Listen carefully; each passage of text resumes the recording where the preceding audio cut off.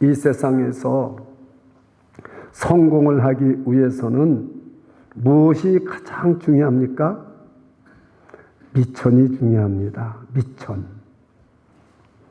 미천 없이 여러분 이 세상에서 성공할 수 없습니다.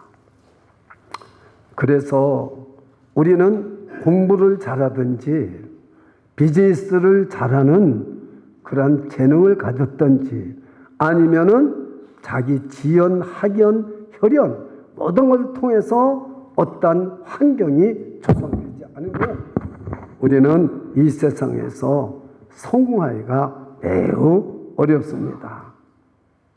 그러면은 하나님의 나라에서는 어느 것이 가장 중요하겠습니까?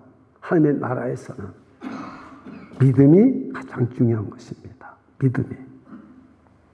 천국에서도 믿음이 중요하고 하나님 나라 이 땅에서도 믿음이 중요하고 하늘에서도 믿음이 중요하다는 거예요. 그래서 우리가 9월 달에 믿음 시리즈로 계속해서 말씀을 우리가 받고 기도를 해왔습니다. 주일날 받은 말씀 가지고 한 주일 동안 하루도 안 빼놓고 부르짖고 기도한 분은 아실 거예요. 무슨 설교를 들었는지 모르는 사람은 그런 것이 나타나지 않을 거예요. 그렇습니다. 그럼 믿음이란 건 뭐냐? 하나님의 뜻에 내가 즉각적으로 순종하는 것이 믿음입니다. 자, 믿음이 뭡니까? 다시 한번 해보세요. 하나님의 뜻에 따르세요. 하나님의 뜻에 즉각적으로 순종하는 것이다. 오늘 본문하고 관계가 있기 때문에 제가 말씀을 드리는 겁니다. 그렇습니다. 하나님을 알면 알수록, 하나님을 배우면 배울수록 더욱더 큰 믿음을 가지게 되는 겁니다. 무슨 믿음이 하늘에서 뚝 떨어지거나 뭐 불을 받아야 믿음이 커지는 것 절대 아닙니다. 여호수아 여러분이 그 호세아서를 여러분이 요즘 듣고 계신데 여호와를 알자. 힘써 더 여호와를 알자. 왜 하나님을 힘써 알자고 그러겠어요? 알면 알수록 우리는 믿음이 더 커진다는 사실을 믿으시기를 축원합니다. 오늘 이 본문의 말씀은 어떤 말씀이냐면은 10명의 문둥병자가 있어요. 뭐 요즘은 한센스 병이라고도 그러고 나병이라고도 그러고 문둥병이라는 말을 안 쓰는데 저는 여기 성경대로 문둥병자라서 그대로 하는 겁니다. 혹시 문둥병자가 이 말씀을 듣는 분은 그런 분이 없으리라고 생각하지만 절대로 양해하시기 바랍니다. 그냥 저도 한센스 병, 나병 이렇게 말할 수 있지만 성경에 나온 대로 문둥병자로 말씀을 드리겠습니다. 여기에 지금 예를 들어서 저 문둥병자는 레위기 13장에 있지만은 부정하기 때문에 죄 때문에 문둥병이 걸린 거예요.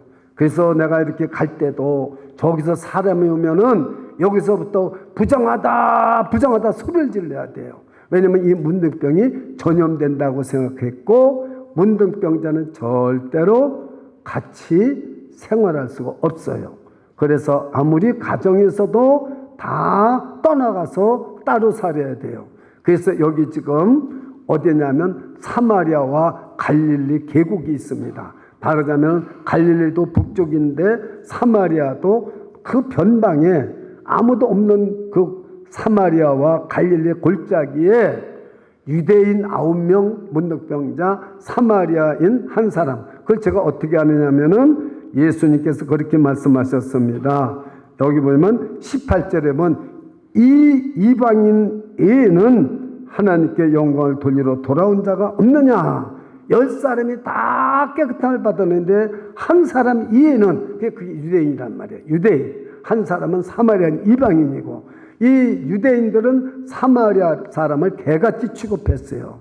왜냐하면은 이 사람들이 먼저 BC 722년에 망했는데 이 혼혈이 되어버렸어요. 유대인은 절대 이방인하고 결혼을 안 하려고 그럽니다.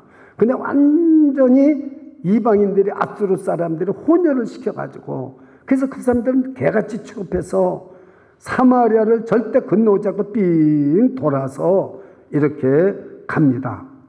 지금 예수님도 그 사마리아를 삥 돌아서 마지막 사마리아와 갈릴리 경계선에 일부러 올라가신 거예요. 일부러 올라가신 거죠. 그리고 요 앞절에서 17장 1절에부터 10절까지 1절에서 17절, 우리는 오늘 11절부터 19절 읽었잖아요. 1절로부터 10절까지는 어떤 일이 있느냐면은 예수님께서 두 가지를 말씀했습니다. 실족하지 않게 너희들이 항상 경계하고 조심하라. 사람이 실족하지 않을 수는 없지만 이 소자에게 실족하게 한 사람은 연자맷돌을 목에다 걸고 바다에 던지는 형벌을 받으리라. 이 소자가 누구냐 말이에요. 이 소자가, 여러분이 실제 생활할 때 소자가 누구냐? 예수를 믿고 가제 교회에 나오는 사람을 소자라고 합니다. 가장 작은 자, 소자. 아직 몰라요. 근데 누구 때문에 실족을 하느냐? 먼저 믿던 사람을 보고 겉과 속이 다른 걸 보고 내가 믿고 보니까 아니 목사님이 말이죠. 실제 생활을 보니까 형편없어요.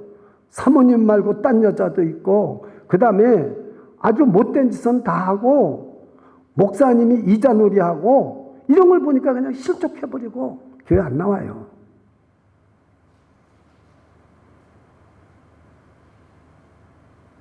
목사님이 성도들에게 반말 팍팍하고 어떤 교회에서 시험을 받아가지고 우리 교회 나오는 분도 있었어요. 목사님한테 시험 들어가지고. 또 장로님, 권사님, 집사님들한테 시험 받아요.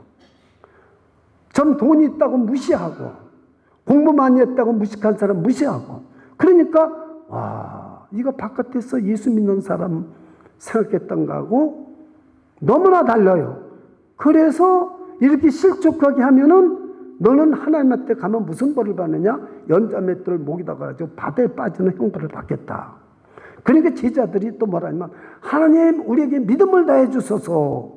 17장 6절을 다 같이 한번 읽어보세요. 이 오늘 본문의 배경 앞에 나온 말씀을 알아야 오늘 말씀을 이해하는 데 도움이 되기 때문에 그렇습니다. 6절만 읽겠습니다. 다 같이 시작. 주께서 가라사대 너희가 겨자씨할 만한 믿음이 있다면 이 뽕나무더러 뿌리가 뽑혀 바다에 심기우라 하였을 것이요 그것이 너에게 순종하였으리라. 그 앞에는 무슨 말이 있었느냐? 5절은 제가 읽겠습니다. 6절은 여러분하고 먼저 읽고 제가 거꾸로 읽습니다. 사도들이 주께 여짜오되, 사도들이 주님께 예수님께 여짜오되 우리에게 믿음을 더하소서. 다 같이 한번 해보세요. 믿음을 더하소서. 시작. 믿음을 더하소서. 여러분과 저가 예수님한테 지금 우리에게 믿음을 더하소서 이렇게 얘기했더니 겨자씨 하나 믿음만 있어도 내가 이 뽕나무대로 뽑혀서 바다에 던지라면 뽕나무는 못 뽑습니다. 못 뽑아요. 너무 뿌리가 세서. 근데 뽕나무가 뽑힐 뿐만 아니라 바다에 심겨도 그대로 된다는 거예요. 자, 그러면 여러분, 저는 여기서 그래요. 왜 이 사도들이 예수님께 우리에게 믿음을 더하소서. 우리는 이 세상에서나 천국에서나 가장 소중한 건 미천이 아니에요. 공부 잘하는 게 아니에요. 출세하는 게 아니에요. 돈 많이 버는 게 아니에요. 남에게 인정받는 게 아니에요. 믿음이 최고다. 다 같이 해보세요. 믿음이 최고다. 이 땅에서도 하늘나라에서도 믿음이 최고예요. 아시겠습니까? 그래서 오늘은 제가 믿음과 감사라는 제목으로 어떤 관계가 있는가 그래서 설명하고 은혜를 받으려고 그래요. 오늘 설교 제목이 뭡니까? 믿음과 감사예요. 자, 그러면은 믿음에는 이런 상황에서 지금 예수님이 지금 그 이방인들도 안 가는 그런 아주 오지에 가신 거예요. 왜? 사마리아를 삥 돌아서 지금 예루살렘 마지막 십자가 지러 가시는 거예요. 그러면은 왜 이렇게 그 경계선까지 올라가서 갈릴리와 사마리 골짜기에 가서 10명의 문둥병자를 만나느냐? 구원할 사람이 하나가 있기 때문에 거기 가신 거예요. 오늘도 주님은 이 세상에 수많은 사람이 있지만 구원할 사람이 분명히 하나 있는 줄 믿으시기를 축원합니다.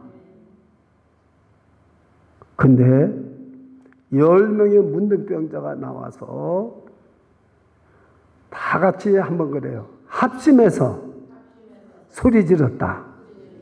그래서 이거를 갖다가 합심해서 구했다고 그래요. 자, 보십시오. 이 촌에 예수님이 한 촌에 들어가시니 문둥병자 10명이 예수를 만나 멀리 서서, 왜 멀리 서야 되느냐? 가까이 못 가요.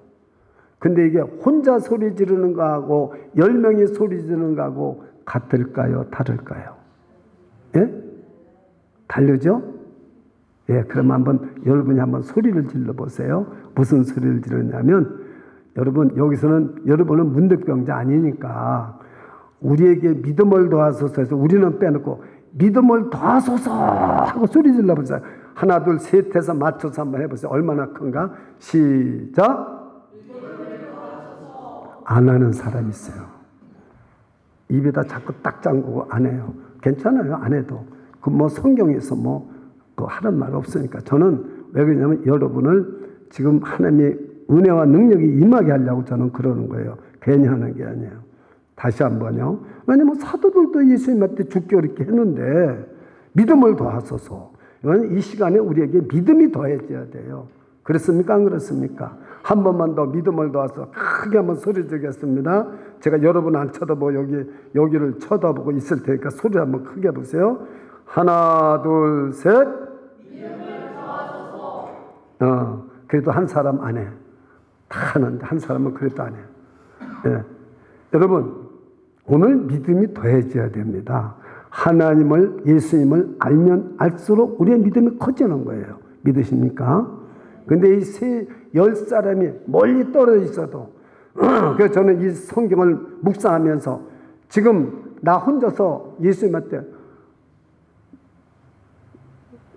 예수 선생이여 나를 불쌍히 여기소서 들릴까요? 안 들릴까요? 멀리 떨어져 있어요. 이 멀리가 얼마냐? 그랬더니 어떤 학자는 50m라고 그래요. 자, 저와 여러분이 50m 됩니까? 얼마나 멀겠어요? 50m면. 근데 10명이 소리 지르니까 마이크가 아니어도 크게 들려요? 안 들려요? 들립니다. 예수 선생님이요 우리를 긍휼히 여기소서 하고 10명이 합창한 거예요. 계속 예수 선생님이요 우리를 긍휼히 여기소서. 그게 예수님이 다 들린 거예요. 여기는 왜 선생이라고 하느냐? 그러면 스승과 제자 관계냐? 아닙니다. 여기 선생이란 말은 원어는 메스터란 뜻이에요. 나의 주인이란 뜻이에요. 제자들이 예수님을 부를 때 그렇게 불렀습니다. 선생님이요 이렇게 불렀습니다. 여러분, 그게 예수님이 뭐라고 대답을 하느냐면은 내 몸을 제사장들에게 가서 보이라. 여러분, 이게 이해가 됩니까? 가서 제사장에게 너희 몸을 보이라. 아니 50m나 멀리 떨어져 있는데 가서 너희 몸을 제사장에 보이라. 자, 기도해 주었습니까? 나병이여 떠나라고 외쳤습니까? 기도도 해주지 않고 안수도 하지 않고. 그런데 놀라운 사실은 요 앞에 있는 누가복음 5장에 볼 것 같으면은, 예, 여러분이 그냥 참고로만 들으세요. 안 적어도 좋아요. 여기 누가복음 5장 12절로부터 16절까지인데 영상을 준비했을 거예요. 한번 보세요. 다 같이 한번 읽어보세요. 시작하면 다 같이 소리내서 읽으세요. 이 앞에서 어떻게 했는가. 시작. 예수께서 한 동네에 계실 때 온몸에 문둥병 걸린 사람이 있어 예수를 보고 엎드려 구하여 가로되 주여 원하시면 나를 깨끗게 하실 수 있나이다 하니 예수께서 손을 내밀어 저에게 대시며 가라사대 내가 원하니 깨끗함을 받으라 하시는데 문둥병이고 떠나니라. 예수께서 저를 경계하사 아무에게도 이르지 말고. 거기는 없습니까? 있습니까? 가서 제사장에게 네 몸을 보이고 또 네 깨끗함이 됨을 인하여 모세 명한 대로 예물을 드려 저희에게 전가라 하였더니 예수의 소문이 더욱 퍼짐에 허다한 무리가 말씀도 듣고 자기 병도 나음을 얻고자 하여 모여오되 예수는 물러가사 완전한 곳에서 기도하시니라. 자, 그러면 지금 10명의 문둥병자들이 왜 나왔는지 아시죠? 앞에 벌써 문둥병자가 고침을 받은 걸 알기 때문에 예수님 앞에 나와서 예수 선생이요, 우리를 긍휼히 여기소서 말씀한 거예요. 이해가 되십니까? 안 되십니까? 그러면은 안수를 해주든지 뭐 어떤 말씀을 해야 되는데, 여러분 가서 너희 몸을 제사장에 보여라. 이것은 레위기 14장에 문둥병이 나면은 반드시 제사장에 가서 인스펙션을 받아야 돼요. 몸이 깨끗이 났나 안 났나. 제사장이 딱 깨끗이 났으면 낫다는 선포를 해야 집에도 들어갈 수 있고 사회에도 들어갈 수가 있고 마을에도 들어갈 수가 있는 거예요. 그럼 이 사람들은 지금 이런 것이 없이 그냥 가야 돼요. 그래서 제가 여기서 믿음의 3단계라는 것을 제가 여러분 설교 요약에 표시를 해놨습니다. 1단계는 합심해서 예수님이여, 예수 선생이여, 우리를 긍휼히 여기소서 고쳐달란 말이에요. 여러분, 우리가 어려움을 당할 때나 병들었을 때나 문제가 있을 때 예수님한테 소리쳐서 기도합니까? 안 합니까? 기도하는 믿음이에요. 자, 예수님을 믿으니까 기도할 거 아니에요? 이것이 1단계입니다. 2단계는 여러분이 왜, 아니 앞장에서는 5장에서는 안수해서 문둥병을 고쳐줬는데 오늘은 예수님께서 가서 너희 몸을 제사장에 보이라. 그러니까 이건 내가 안수 안 해줘도 나은 것을 믿고 가는 믿음입니다. 이게 믿음의 2단계입니다. 예수님의 말씀을 믿고 내가 살아가는 거예요. 여러분이 기도해도 응답받지 못해도 오늘 문둥병자들처럼 그냥 그 예수님의 말씀을 믿고 내가 제사장에게 보이는 식으로 걸어가며 사는 거예요. 그냥 그것이 뭐 하루가 될 수도 있고 한 달이 될 수 있고 1년이 될 수 있고 10년이 될 수도 있어요. 그냥 걸어가 사는 거예요. 그 말씀을 믿고 순종하고 따라가 사는 거, 이것이 믿음의 2번째 단계다. 이해가 되십니까? 안 되십니까? 이해가 되시면 아멘 하시기 바랍니다.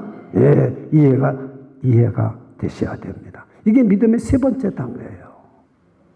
근데 믿음의 3번째 단계는 무슨 단계냐? 10명이 다 났는데 사마리아 사람, 유대인도 아닌 이방인 한 사람만 예수님께 돌아와라는 말이 여기 본문에 2번 있습니다. 예수님께 돌아와서 엎드린다는 건 예배 드리는 거예요. 엎드려 감사를 드렸더라. 여기 살해했다 말이죠. 살해했단 말이 이것이 원어에는 감사란 말입니다. 예, 감사를 드렸다는 거예요. 이게 3번째 단계예요. 왜? 그 감사드리는 한 사람에게 10명은 다 고침을 받았는데 9은 어디 갔느냐? 이 한 사람밖에 없느냐? 그러면서 가라, 네 믿음이 너를 구원하였느니라. 병만 난 게 아니라 영혼의 구원도 받았다, 그 말이에요. 이게 믿음의 3단계입니다. 그래서 우리가 11월 달은 감사의 달이라고 그럽니다. 그러니까 믿음의 최종적인 인증은 뭐예요? 감사가 있는 거예요. 감사가. 이거에 대해서 오늘 제가 설교를 하려고 그럽니다. 자, 그러면은 우리가 지금 믿음의 3단계를 알았어요. 자, 첫째 단계는 뭡니까? 예수님 앞에 나와서 우리가 부르짖고 기도하는 거예요. 2번째 단계는 뭡니까? 예수님의 말씀을 믿고 순종하면서 살아가는 거예요. 3번째 단계는 뭡니까? 예수님 앞에 나와 엎드려 예배드리고 감사하는 거예요. 감사를 드리는 거예요. 이게 3번째 단계입니다. 자, 근데 여러분 오늘 보니까 참 찬양을 하던 중에서 오늘 제일 잘하셨어요. 지난번에는 찬양 인도자가 잘했는데 오늘은 찬양을 부르는 여러분들이 참 지난번 주일보다 더 잘했어요. 참 그걸 보고 참 감동을 받았어요. 그럼 이 찬양이 뭐냐? 자, 히브리서 13장 15절을 한번 띄워보세요. 히브리서 13장 15절. 그리고 다 같이 손에서 15절만 읽습니다. 시작. 그러므로 우리가 예수로 말미암아 제사를 하나님께 드리자. 그 이름을 증거하는 입술의 열매니라. 자, 여러분 지금 찬양을 예배 전에 드릴 때 열심히 드리는 사람은 열심히 하나님께 예배 드리는 사람이에요. 찬양이 예배입니다. 찬양이 제사입니다. 찬양이. 근데 우리는 찬양을 어떻게 합니까? 안 해. 여러분 여기에 영상이 나오잖아요. 그러면 가사라도 읽으세요. 찬양할 때 소리를 내야 돼요. 소리.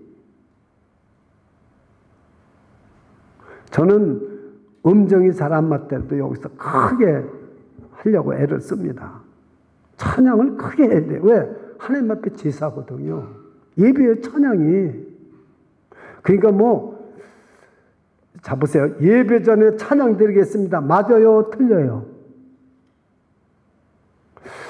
여러분 IQ가 3자리인데 예배 전에 찬양 올리겠습니다. 찬양팀이 나와서 예배 전에 찬양 드리겠습니다. 기도하겠습니다. 여러분 맞는 말씀입니까? 틀린 말씀입니까? 틀립니다. 예배 전에? 그럼 예배 전에 지금 뭐 한다는 거예요? 준비 찬양한다는 거예요. 준비 찬양한다는 말이 맞는 말입니까? 틀리는 말입니까? 준비 찬양이, 그러니까 참, 이 머리가 지금 여러분 딱 수독된 분들 같아요. 다시 한번 얘기할게요. 예배 전에 준비 찬양 드리겠습니다. 맞는 말입니까? 틀린 말입니까? 틀린 말이죠. 뭐요? 찬미의 제사를 하나님께 드리자. 그러면 지금 찬미의 제사가 아니에요, 이거는. 여러분이 준비 전, 예배 전에 준비하는 찬양을 드리는 건 제사가 아니에요. 그러면 히브리서 13장 15절은 거짓말이 되는 거예요. 여러분, 찬양이 예배가 되는 걸 믿으시기를 축원합니다. 준비라는 말을 빼버려야 돼요. 그냥 하나님 앞에 찬양 드리겠습니다. 이러면 되는 얘기 아니에요? 여러 말 할 것 없어요. 기도도 안 해도 괜찮아요. 예배 전에 찬양 드리겠습니다. 이런 말 하지 말고 지금 하나님께 찬양으로 영광을 돌리겠습니다. 아주 정확한 거예요. 성경적인 거예요. 그래서 찬양이 예배다. 그 다음 16절 보여요. 어떤 게 예배인가? 또 제사가 또 하나 있어요. 우리가 잘 깨달아야 될 것이 16절입니다. 시작. 오직 선을 행함과 서로 나눠주기를 이 같은 제사는 하나님이 기뻐하시느니라. 제가 이제 오늘 여러분에게 우리가 금년에 보니까 미랄 선교라고 그 장애인들을 우리가 좀 베푸는 것을 매년 했었는데 올해는 못했어요. 이재수 권사님 맞죠? 미랄한테 못했죠? 그래서 오늘서부터 들어오는 헌금 중에서 구제 헌금란에다가 여러분이 조금이라도 쓰시면 그걸 모아가지고 이 미랄 선교단에 왜? 우리는 저렇게 선을 하고 서로 나눠주는 거예요. 구원받은 사람은 남을 위해서 사는 거예요. 나눠주는 거예요. 이걸 베푸는 거예요. 여러분 다른 사람에게 어려운 사람에게 바쁘게 사는 것도 중요하지만 저 장애인들에게 어려운 사람들에게 나눠주는 제사 그걸 지금 우리가 하려고 그래요. 자 일단 본문으로 돌아오겠습니다. 자 이런 말이에요. 그래서 이제 우리가 두 번째 오늘 본문에서 우리가 생각한 것은 믿음에는 세 단계가 있다 하는 것을 여러분이 이해를 하셨으니까 두 번째 단계는 진정한 축복이 무엇인가에 대해서 제가 지금 말씀을 드리려고 해요. 자 여러분 10명이 다 고침을 받았습니다. 축복 받았습니까? 안 받았습니까?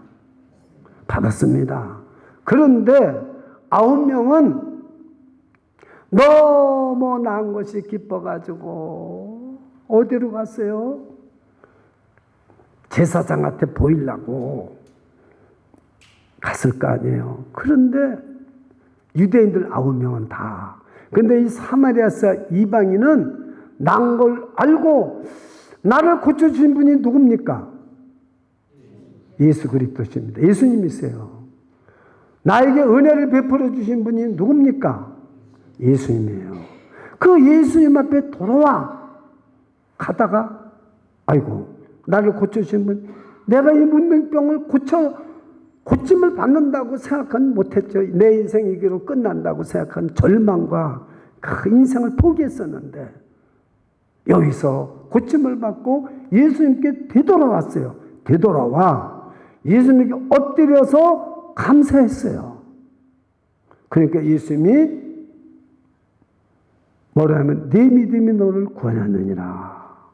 그 진정한 축복이 뭐냐? 자, 여기 지금 9명 지금 먼저 예수님한테 안 들어오고 지금 사해로 빨리 가서 집에도 가보고 가봤는데 내가 한번 물어볼게요.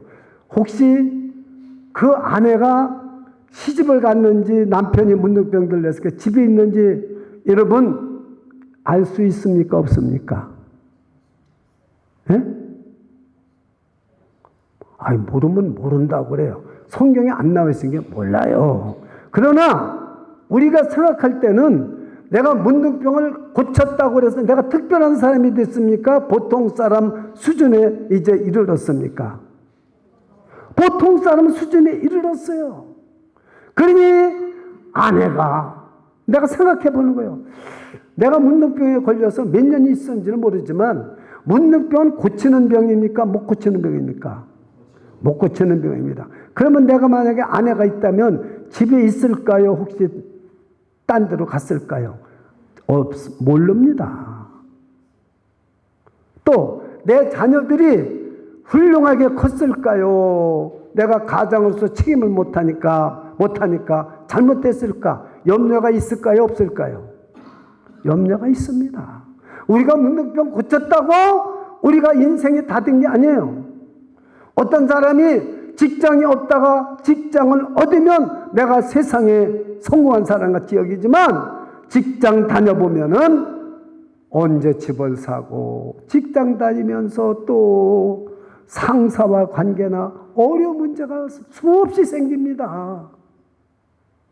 병이 났다고 그래도. 내가 결혼을 못하고 싱글로 살았어요. 자, 결혼을 하면 다 된다고 생각했어요. 근데 결혼을 하고 보니까 문제가 있습니까? 없습니까?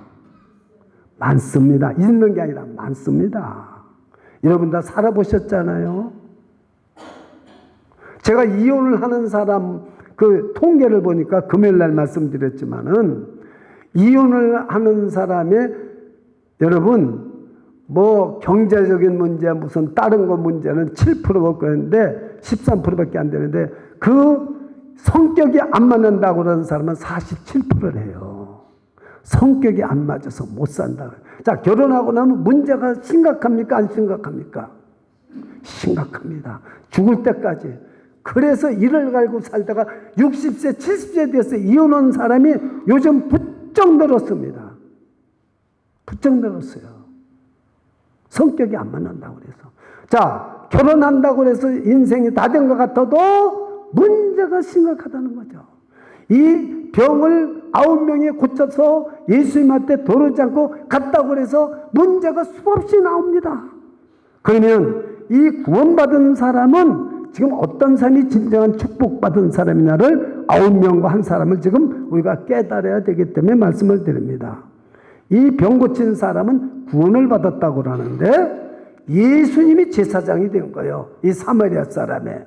예수님이 이 한 사람의 제사장이 되어서 이 사람의 죄를 다 짊어지고 십자가에서 죽으시고 그리고 이 사람의 모든 문제를 다 끌어안고 십자가에서 피 흘려 돌아가셔서 죄를 씻어주고 없게해주고 그리고 율법과 죄와 율법에서 해방시켜주고 의롭다 하시고 성령을 부어주셔서 하나님의 자녀로 삼아주셔서 예수 그리스도의 아버지가 이 사마리아 사람의 아버지가 되셨어요. 하나님이 아버지가 되셨어요. 아멘도 안 하네. 이 사마리아 사람은 하나님이 아버지가 되셨어요. 할렐루야. 얼마나 감사합니까? 하나님이 아버지가 돼서 제 문제도 다 해결해주고, 이 사람이라고 문제가 안 생깁니까? 문제가 생기지만은 하나님의 아버지라는 것은 무슨 말이냐면 아버지가 책임 다진다는 거예요. 이 사람에게 문제가 없으니까 있지만 문제가 생기면 아버지께 다 맡깁니다. 예수님께 다 맡깁니다. 구원받은 사람은. 여러분, 구원받은 게 왜 감사합니까? 죄만 씻어줄 뿐 아니라 우리 인생에 살아가는 문제를, 어려운 문제를 생기기만 하면은 누구한테 맡깁니까? 나의 마스터, 나의 주인이신, 나의 하나님이신, 나를 내가 아버지라고 부르시는 하나님께 다 맡겨버립니다. 그러니 늘 기쁨이 충만하고 산소망이 충만하고, 어려운 문제가 있으면 하나님한테 맡기면 되지 뭐. 맡기고 살아가는데 9명은 그럴 수가 없어요. 하나님이 아버지가 아니에요. 2단계까지는. 그래서 믿음과 감사의 관계는 감사해서 구원을 받는 게 아니라 믿음으로 구원을 받지만 감사함으로 말미암아 그 믿음이 참믿음이다 인정을 받는 거죠. 할렐루야. 누가 진정한 축복입니까? 9명입니까? 한 사람입니까? 한 사람입니다. 믿으십니까? 아멘. 마지막으로 9사람은 어디 있느냐 하고 예수님이 찾습니다. 자, 보세요. 18절은 같이 한번 읽어보겠어요. 한 번만 같이 시작. 이 이방인 애에는 같이 읽으셔야 돼요. 시작. 이 이방인 애에는 하나님께 영광을 돌리러 돌아온 자가 없느냐 하시고. 그러면 예수님이 기다렸다는 말이에요? 안 기다렸단 말이에요?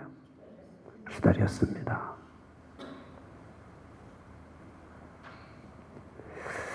여러분, 이 돌아온 사람이 무슨 일을 했죠? 예수님께 엎드리고 살해했다, 감사했다. 다 같이 해보세요. 돌아온 한 사람은 예수님께 예배드리고 감사했다. 네. 여러분이 오늘은 이 세 번째 9은 어디 있느냐에 대한 것은 감사가 무엇인가를 깨달아야 된다는 말이에요.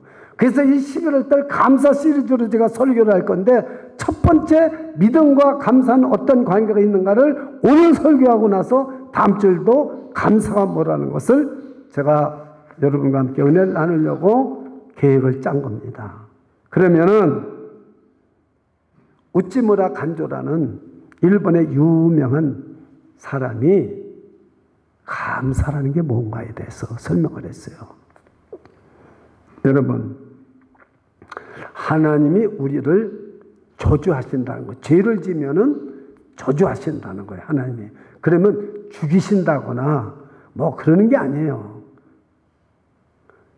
우찌무라 간조는 첫째, 하나님을 믿어지지 않게 만든다는 거죠. 제가 복음을 어떤 사람이 오랫동안 복음을 전했습니다.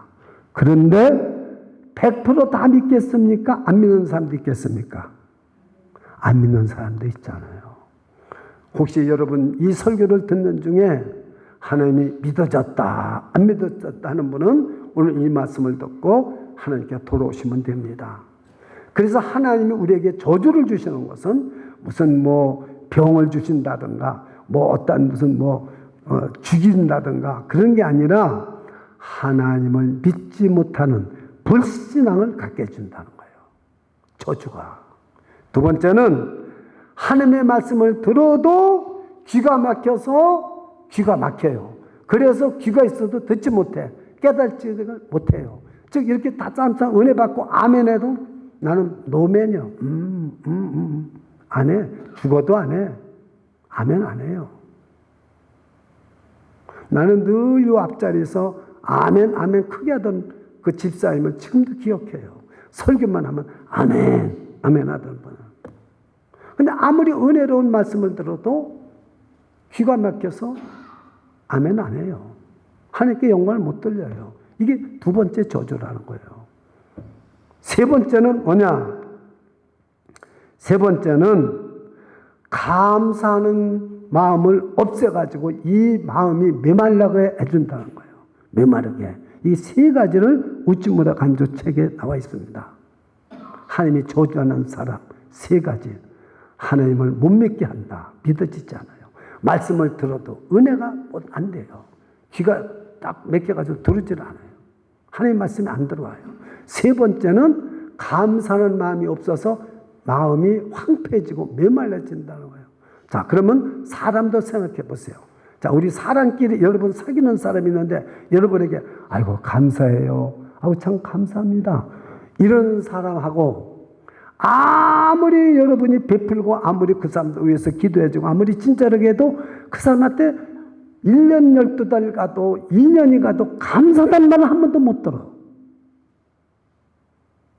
그래서 제가 이 목회 수상에 2018년도에 한국에서 2018년도에 그 샌드아트 영상 거기에서 최우수 공무 수상작을 여기다 발표했는데 어머니에게 감사한다는 거예요. 어머니에게. 이 어린아이가.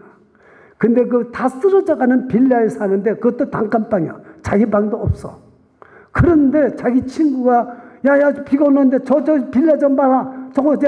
저거 빌라 이름을 저거 잘못 졌다. 와르르 빌라 그래야 돼. 무너질 것 같아. 그게 얘가 자기 집이라고 못하고 그냥 지나가.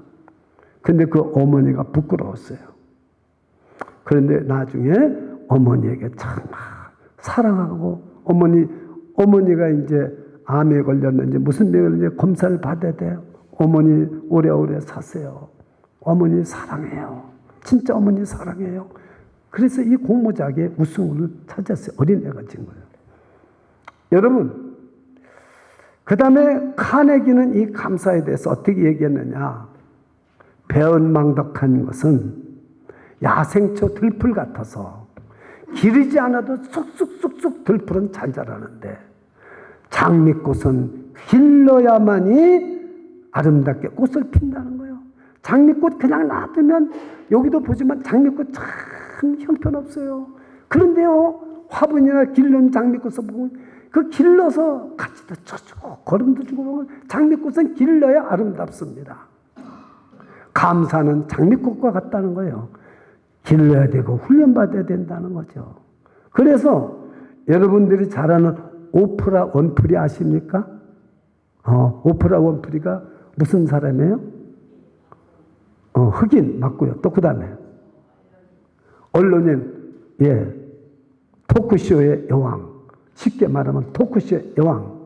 근데 이 오프라 원프리는요, 지금 굉장히 큰 재벌 중이고 미국의 100대 유명한 사람 중에 한 사람으로 들어갔어요. 혹시 여기에 미국의 100대 유명한 사람 중에 한 사람 여기 우리 교회에 있습니까? 없습니까? 아직까지는 없어요. 앞으로 있을지는 모르겠지만. 그런데 이 사람은 지금 토크쇼의 여왕일 뿐만 아니라 CEO예요. 영화감독이에요. 그리고 재산이 어마어마하게 많아요. 2023년 6월 현재 25억 달러가 되는 사람이에요. 근데 이 어린 시절은요, 어떤 사람이었습니까? 아버지 버는 원프리와 그 어머니는 19세, 아버지가 군인이었어요. 근데 그 어머니는 버니타 리라고 19살에 사생아로 태어났어요. 원프리는.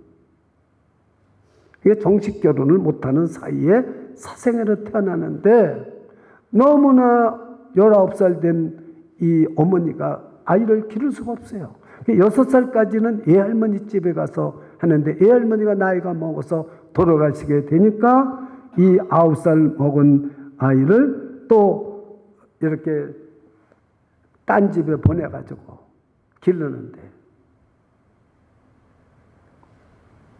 말하기 대전 죄송합니다만 제가 조사를 해보니까 그대로 나왔어요. 사촌 오빠, 삼촌한테 강간을 당하는 거예요. 원풀이가. 그래가지고 자살도 기도해봤고요. 생각해보세요. 사촌 오빠, 삼촌한테 성폭행을 당하는데 자살도 기도해봤고요. 여러 가지 했는데 참 어떻게 하다가 고등학교를 가가지고 거기서 학생회장이 되고 그 말을 잘하니까 그랬습니다. 그래가지고요, 어떻게 해가지고 방송에 그 시카고에 아주 형편없는 방송사에 들어가서 다 망한 토크쇼에 들어가서 인기가 돼가지고요, 이렇게 지금 세계의 백만장자 속에 들어가게 됐어요. 그 말이 뭐냐? 그렇게 자기가 된 원인은 매일 저녁에 자기 전에 자기가 하루 동안에 감사할 일 5가지를 꼭 쓰고 잤답니다. 그러니까 5가지 감사한 걸 쓰고 나니까 그 이튿날 이 뇌가 일어나면 산뜻해지고 아무리 어려워도 자기의 그 추한 과거가 다 없어지고 그리고 자신감이 생기고, 그래서 감사는 훈련이다. 감사를 해야 된다. 그러니까 여러분, 오프라 원프리는 매일 5가지씩 감사를 쓰고 잤다는 거예요. 이거 아시는 분이 있어요? 이렇다는 말입니다. 그렇습니다.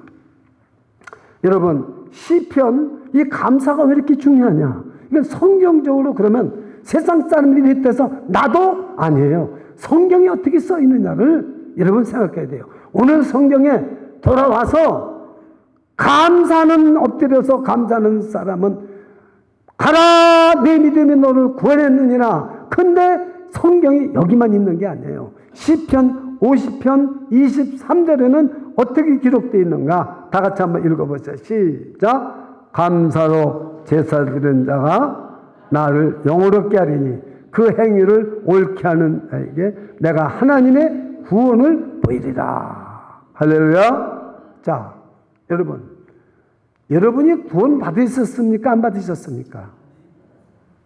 확실해야 됩니다. 과거에는 구원 받았는데 지금은 잘 모릅니다. 받았는지 안 받았는지. 그래서 구원 받은 것 같을 때도 있고 어떤 때는 아닌 것 같을 때도 있어요. 그런 분은 지난주 오늘 설교를 들으면서 확신을 가져야 돼요. 확신을. 저렇게 오프라 원프리처럼 비참한 과거가 있지만 여러분, 과거에서 우리 구원을 받았으면 현재도 구원을 받을 걸 생각하고 두렵고 떨리는 마음으로 빌립보서 2장 12절처럼 담대하게 나가야 됩니다. 할렐루야. 산 소망을 가지고 담대하게 살아갈 때 놀라운 기적이 일어납니다. 여러분, 우리가 예수님을 구원을 받았으면 저를 따라주세요. 예수님이 나와 함께 계시다. 지금 여러분 2-3 사람이 내 이름으로 모인 곳에 나도 그들 중에 있느니라. 지금 예수님이 여기에 임재 계십니까? 안 계십니까? 임재 계시면, 여러분이 내 안에 예수님이 계시면, 잘 들으세요. 예수님이 임재를 느껴야 돼요.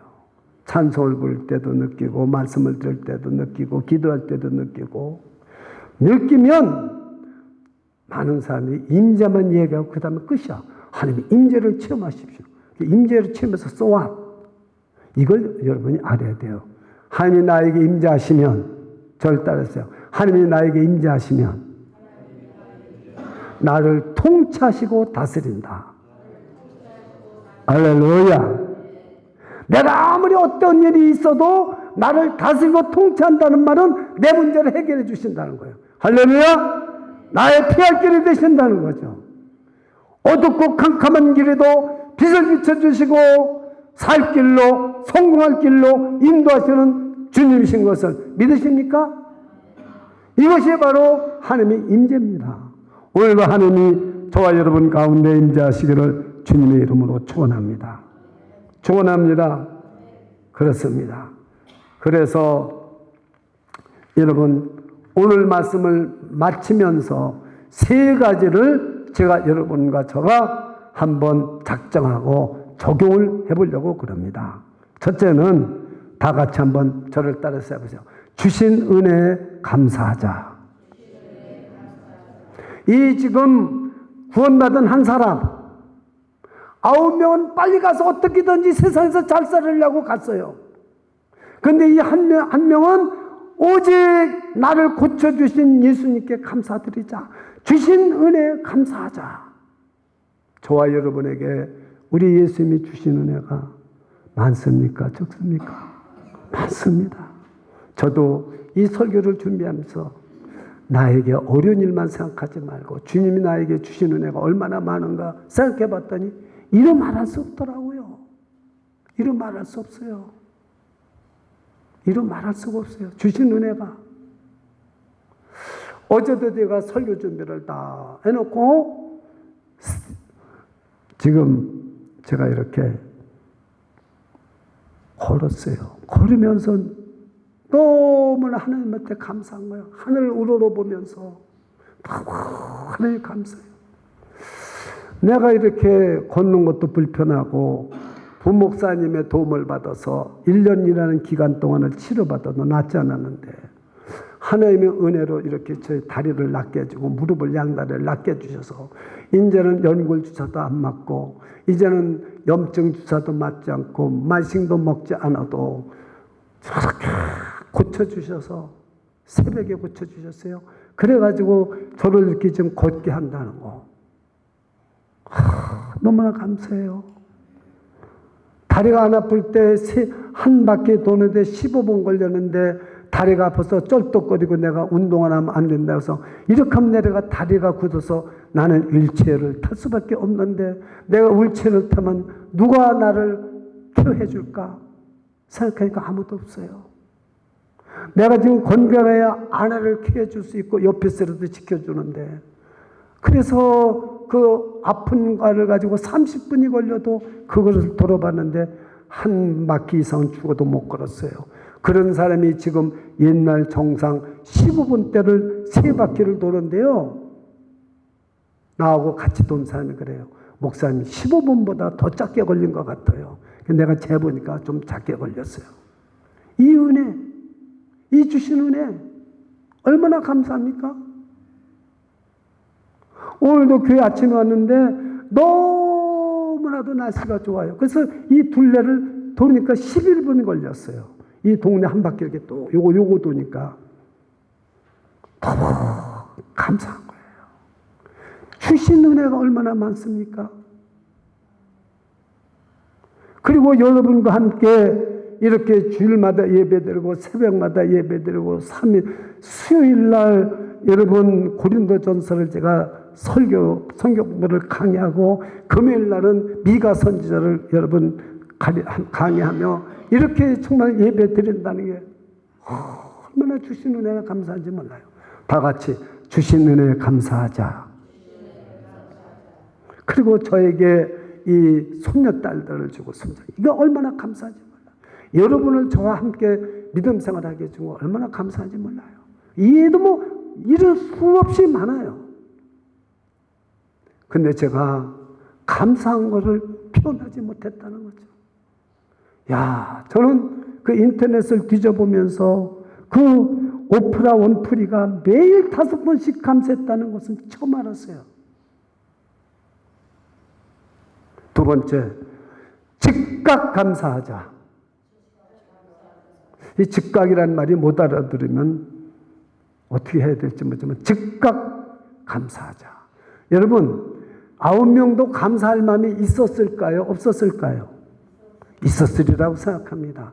그러나 그 사람들이 늦게 왔으면 예수님 벌써 예루살렘으로 갔을 거예요. 이 사마리아 한 사람은 그 병이 난 걸 알고 즉각이라는 말이 있습니까? 없습니까? 없습니다. 이건 제가 말한 거예요. 즉각 예수님 앞에 돌아서 큰 소리를 지르면서 팍 엎드려서 살해했습니다. 감사했습니다. 즉각 감사했습니다. 여러분 추수감사절 여러분 특별하게 뭘 지냅니까? 추수감사절 뭐 하십니까? 말씀해 보세요. 추수감사절 뭐 하십니까? 네?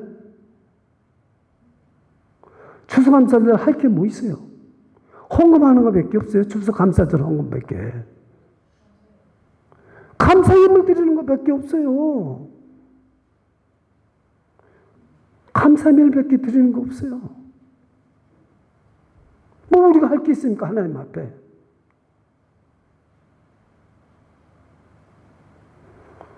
사랑하는 여러분, 하나님한테 우리가 감사를 해야 되는 겁니다. 그래서 저는 이 성경 구절을 깨닫고 한 지금 21년 동안, 저는 한 21년 동안 된 것 같아요. 한 주일도 안 빠지고 감사 예물 드립니다. 최선을 다해서 드립니다. 그리고 제가 생일 때나 무슨 제가 특별한 날은 더 10배, 20배 드립니다. 지금까지. 그래서 저는 이 무릎을 고쳐주신 것도, 지금 이 나이 먹도록 하나님께서 이 은혜 주신 것도, 혹시 제가 부족하고 정말 부족하지만 감사를 드려서 하나님이 그러신 거 아닌가.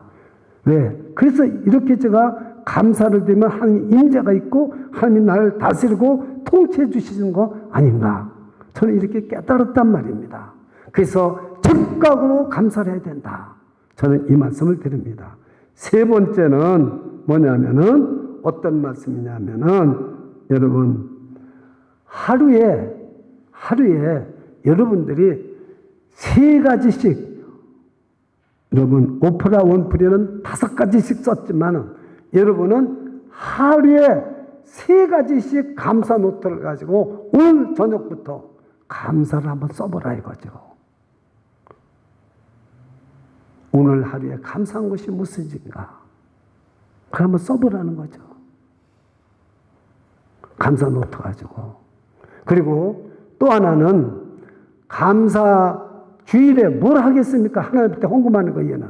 그래서 여러분들이 감사 편지를 하나씩 써서 추수감사절 전주일에 제출해서 거기서 당선된 사람에게 상을 주려고 합니다. 감사 편지를 뭐 아내에게 쓰든지 남편에게 쓰든지 자식에게 쓰든지 부모에게 쓰든지 예수님께 쓰든지 여러분들이 감사 편지를 쓰면은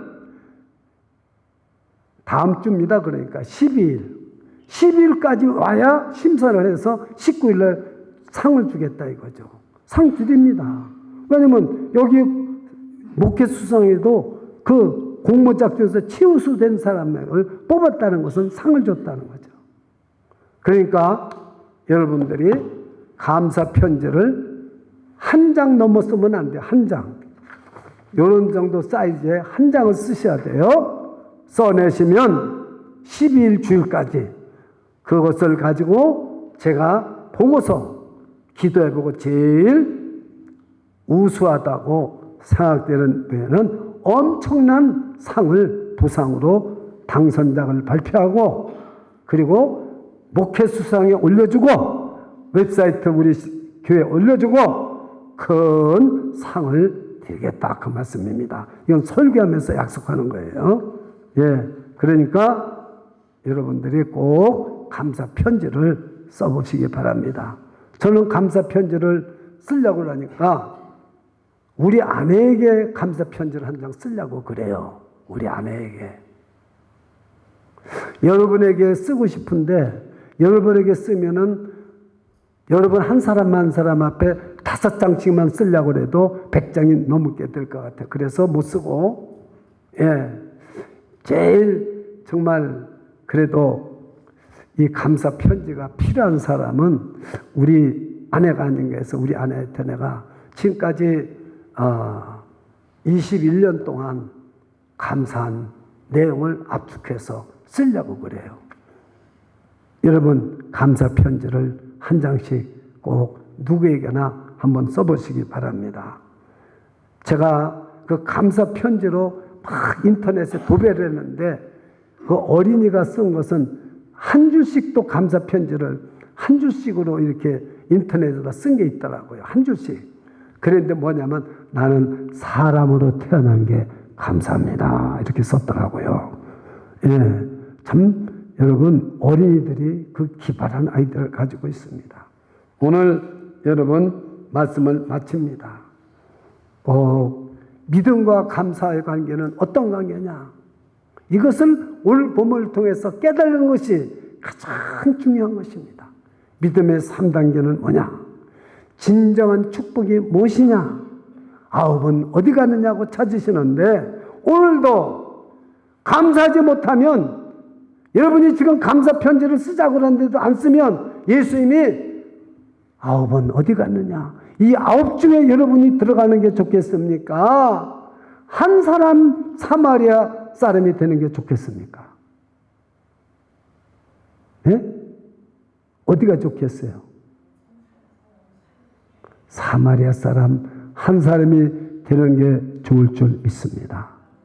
기도하겠습니다.